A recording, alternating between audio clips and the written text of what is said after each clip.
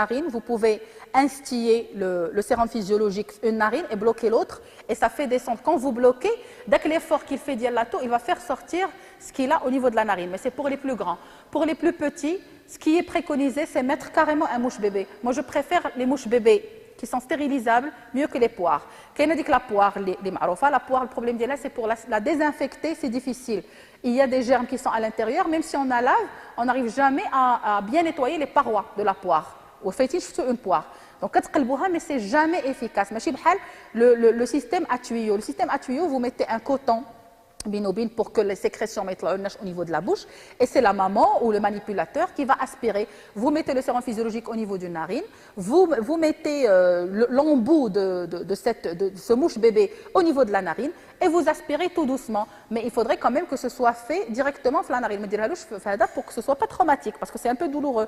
Des fois, on peut le faire à deux, parce que c'est un bébé qui va bouger la tête, mais il faudrait vraiment que ce soit efficace. Et vous remontez pas mal de sécrétions.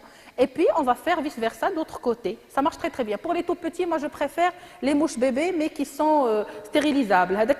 On peut le stériliser comme un biberon. Mais la poire, c'est pas très, ça peut être un milieu de culture. D'accord?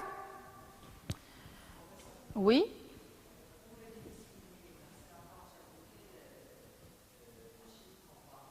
Généralement, 3 otites avec 2 pneumopathies. Donc déjà, 4 otites, c'est un déficit immunitaire. 4 otites, sans qu'il y ait rien d'autre. Maintenant, 3 otites avec 2 épisodes de pneumopathie, c'est sans discussion. D'ailleurs, il y a un tableau des déficits immunitaires. Vous n'avez pas fait le déficit immunitaire avec Mme Benajiba? Normalement, c'est un cours que vous devriez avoir, et vous avez un tableau avec des chiffres. C'est de recommandations internationales. Et d'ailleurs, maintenant, j'ai même une application sur mon téléphone. Vous pouvez, bon, maintenant, tout le monde a des smartphones, je pense. Donc, si vous rentrez, vous faites l'application déficit immunitaire, DID. Et donc, vous allez tomber sur tout ce qui est recommandations internationales en matière de déficit immunitaire. À partir de combien de nombre d'infections on peut dire que c'est un déficit immunitaire ou pas. Donc, déjà, on peut le suspecter. Et quand vous le suspectez, qu'est-ce que vous faites? Un déficit immunitaire, vous le suspectez. La première des choses, je nous vois le premier bilan à demander devant un déficit immunitaire. Hein? Non, non, avant d'arriver à tout ça. Le déficit immunitaire que vous connaissez le plus, le déficit immunitaire à qui? C'est le VIH. Donc la première des choses, faites une sérologie VIH. Ce n'est pas permis de la déficit immunitaire si tu n'as pas fait de sérologie VIH. Vous avez votre sérologie négative, vous passez à l'étape d'après, c'est la numération avec frottis. Pourquoi? Parce que sur le frottis, vous allez chiffrer déjà vos lymphocytes et vous allez avoir une idée, est-ce que les lymphocytes sont bons, est-ce que les blancs sont bons ou pas.